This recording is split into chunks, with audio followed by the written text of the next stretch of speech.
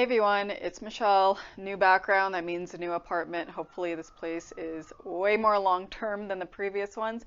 But anyways, today's video is my first low buy check-in. It's been 3 months since I started doing this challenge, even though I filmed the video a few weeks ago. But long story short, felt very overwhelmed with my skincare collection. It seemed that it was just too much for one person.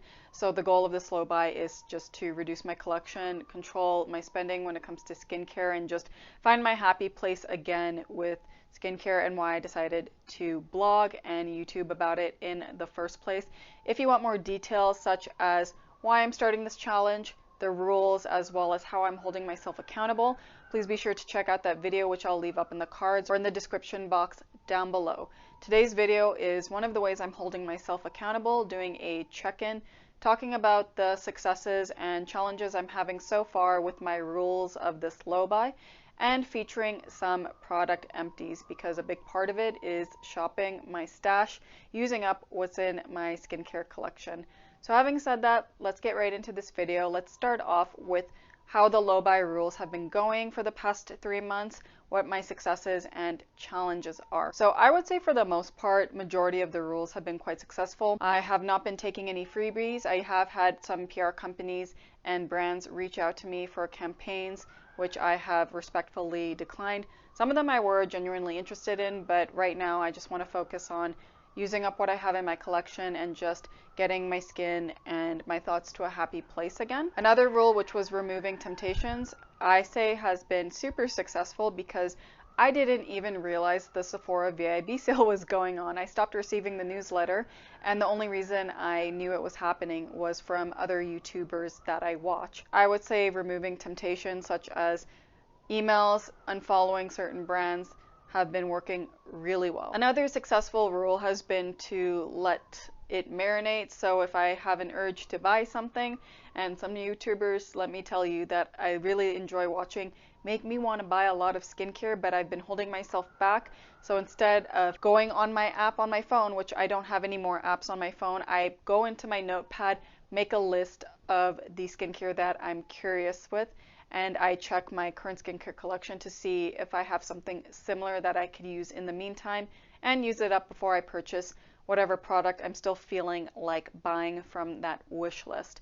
So that's been successful as well. Another rule, which is no makeup, I haven't bought any either. So for the most part, a lot of my rules have been quite successful for the past few months.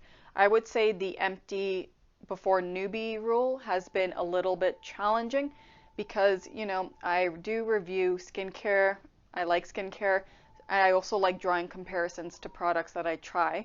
So usually I like to keep the thing that I like that works available when I open a new product, because if there's a chance that I don't like the new product as much and it's not performing as well as the original, I want to use up the new one first, keep the original for later, because, you know, I know it works better. The laser sessions have made this challenge a bit difficult, because my skin state changed a little bit during the post care. It became more sensitive. I needed to baby it more, make sure that any residual redness was actually fading away. So that meant putting on the back burner some of the usual actives in my skincare routine. This is where the example comes in.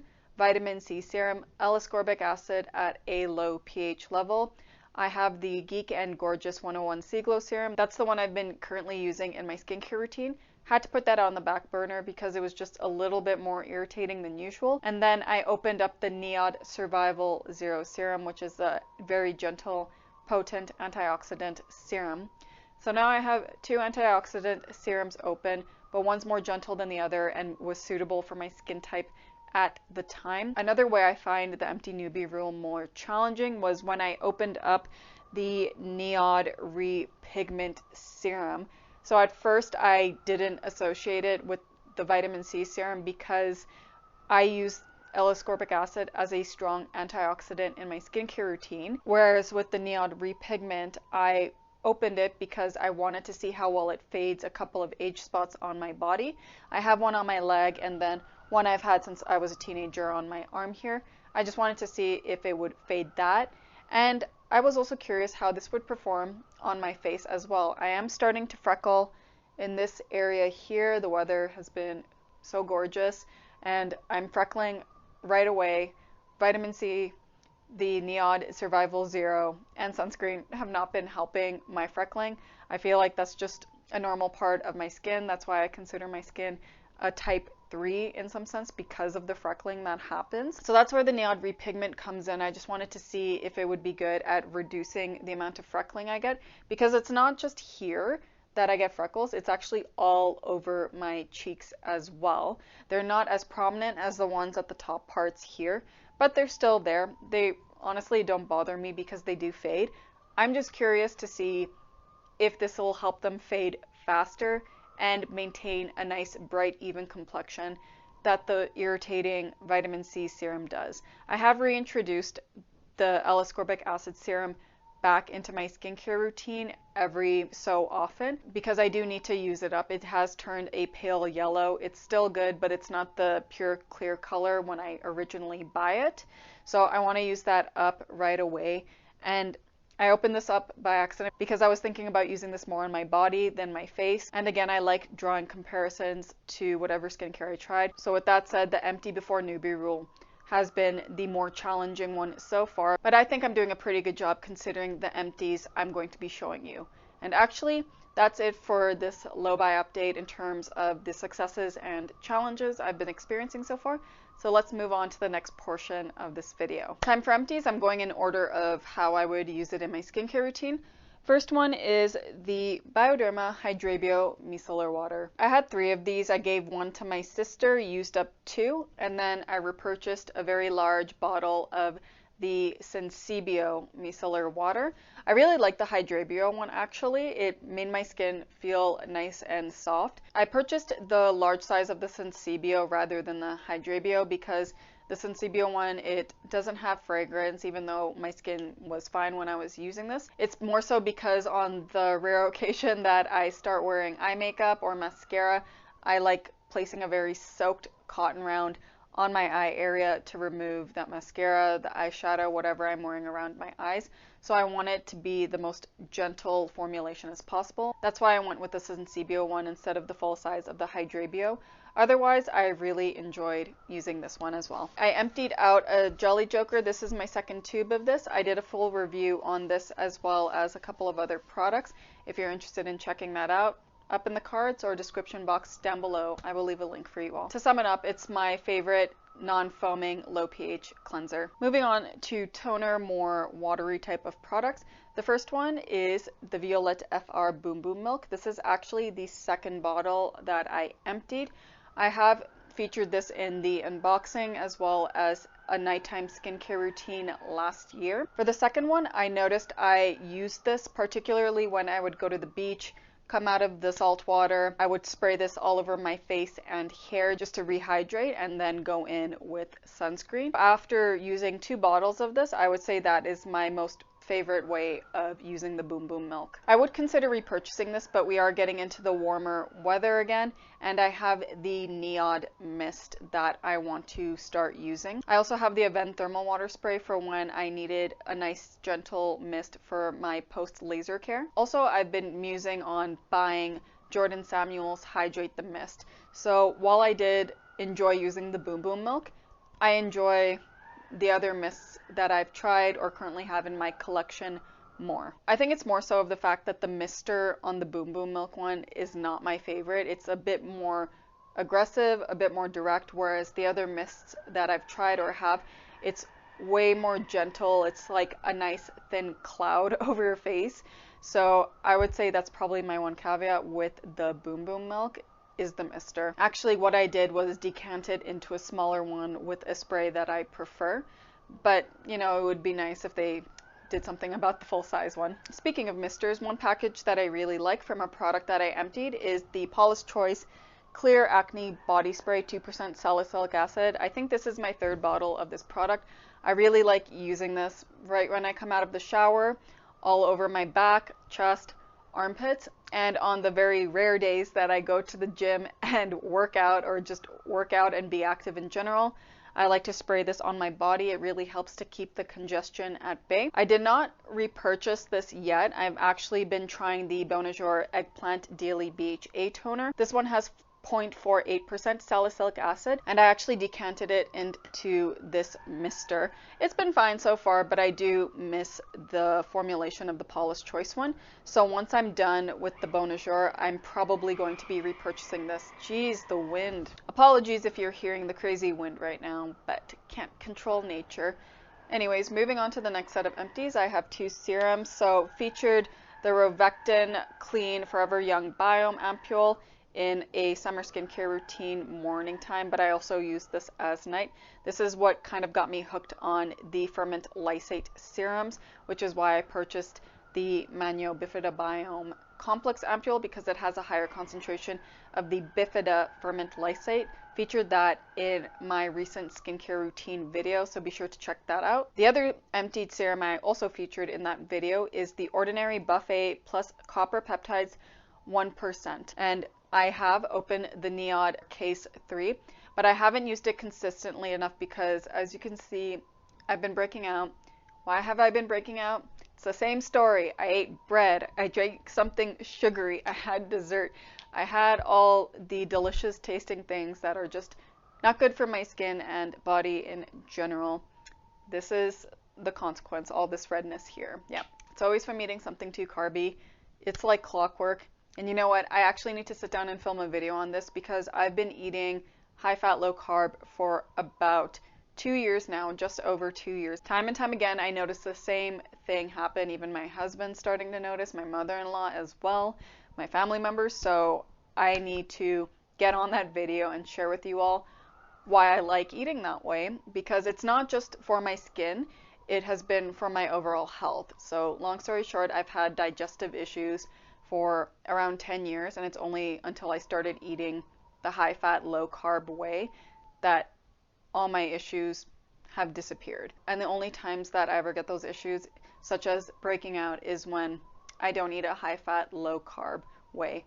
So I definitely want to sit down and film that video because I want to go into way more detail than I did just now about my previous issues on top of the acne. Anyways, moving on with the empties. So these are the two serums that I've emptied. Two creams that I kind of use as soothing serums are these two right here. So this one, the Klairs Midnight Blue Calming Cream. I have had this in my skincare collection for years. This is my third jar of this. However, this one was gifted to me from Wishtrend. The first two I purchased, and then I purchased a large tube at one point. So I have had this around 4 times in my skincare routine since maybe 2017, 2018. I don't even know if I had it since 2016, but it's been since then that I have had the Klairs Midnight Blue Calming Cream in my skincare collection. I just am very sentimental about this brand because it was the first one that I used when my skin was going through a weird change from super oily, acne prone to very dehydrated, tight, and dry. It was also one of the first Korean skincare brands that I started using very consistently as well. So with the Midnight Blue Calming Cream, I found it very good at calming down inflammation on my chin where I would get a lot of breakouts. And at the time, I was having some side effects from getting off of birth control. So I found this to be super helpful in this hormonal area of my face. I'm not going to be repurchasing the Klairs Midnight Blue Calming Cream again though, just because I found it specifically works for that issue I would have with my skin when it came to, say, the post laser care, or when I have an impaired skin barrier from, eating high carb. I found it had a temporary cooling effect, but it wasn't a long-lasting soothing feeling, and I've tried other products since that have that long-lasting soothing feel. One of them actually is this empty right here, the Advanced Snail 92 All-in-One Cream by CosRx. Love how cooling this is. It's soothing. It gives you that long-lasting soothe feel. I was able to use this not only when I have breakouts, impaired skin barrier, post-laser care. Actually, I noticed the last time I used this, my skin had a reaction. It got itchy, and I think it's because this went bad. So I only have this much left, but I am tossing it because of that reaction that happened. I've had this opened since last summer, so maybe July or August, and it does say that it expires in 12 months of opening, but I don't know, I just noticed that I had a weird reaction the last time I used this. It's near the end, so I'm not too hurt by tossing this, but if you are using this, let me know in the comments down below if you experienced something similar. I feel like because I had so many things on rotation, I didn't get to finish this in time. So, you know, lesson learned with having too much open skincare, I guess. Next set of empties are moisturizers. So the first two I have here are homemade moisturizers that you could purchase on Etsy. This one is the Charcoal and Rose Petal Sweet Citrus Body Butter. Both of them are Ontario based, by the way. So this one I got in a gift set from my aunt. This was a really nice light cream and it had a nice citrus smell, nothing too overwhelming that gave me a headache. I use this on my body. I don't really use fragrance products on my face. I found this very suitable for the warmer months because of that light consistency. Whereas this body butter here, it's by Shine Island Vanilla scented, so it has Jamaican allspice and vanilla as the scent. This is my friend's brand. I did purchase this myself, little bit biased, but the scent, it made me think of Christmas. It made me think of the holidays, being really cozy. I did enjoy using this during the colder months because it's thicker than the Charcoal and Rose Petals Sweet Citrus body butter. And I found it was during the colder months that it sank into my skin a lot better. Next set of empties in the moisturizer category, I have the Cetaphil Moisturizing Cream and the Eucerin Urea Rich Replenishing Face Cream. I featured this one in my mid-year skincare favorites of 2021. And this one I was just using on the side but never talked about it on my channel. So with this one, what I like about it, it's comparable to the Bioderma Atoderm Moisturizing Balm in the sense that my skin feels satisfyingly moisturized when I use this.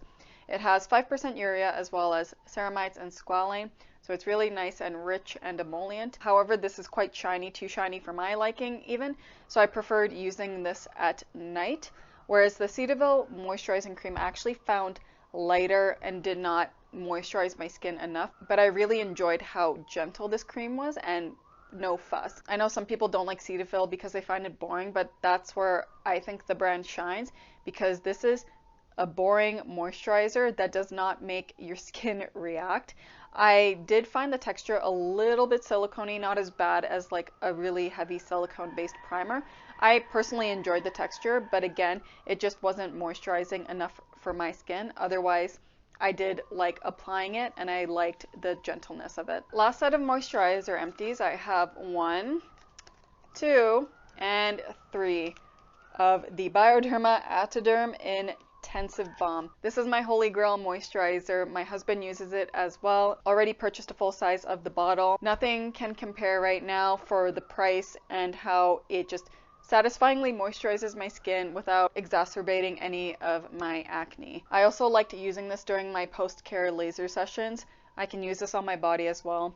This is just a winning moisturizer from the pharmacy or the drugstore in my books. All right, last set of empties is of course sunscreen. So I have the La Roche-Posay Anthelios 50 Plus Ultra Fluid. This is the Canadian formula. This is one of my favorite face sunscreens you could find at the drugstore in Canada. However, in Europe, I have access to the Shaka Fluid, and I'm going to see if the Garnier one is here as well. Also, there's Istin. There's other Bioderma sunscreens I want to try. There's a lot of things I want to try now that I have better access to European brands. And one of them, actually, that I emptied as well is the SVR SPF 50 Blur Sun Secure Creme Mousse. Used this a lot in the summer months, just liked how it gave a velvety finish on my skin. It was also waterproof and it didn't make my face look really shiny during the very hot summer months. So really enjoyed using this one while at the beach and just walking around in general. All right, and that is it for this first low buy update of 2022. I would say it's going pretty well so far. Been following all of my rules despite experiencing some challenges with the empty newbie rule, and as you saw, I produced quite a number of empties from skincare in my current collection. Let me know in the comments down below how your low buy year has been going so far, what challenges you may have been experiencing, or if you've been super successful so far. How have you been feeling about doing a low buy in general? Let me know, and I will see you in my next video. Ciao.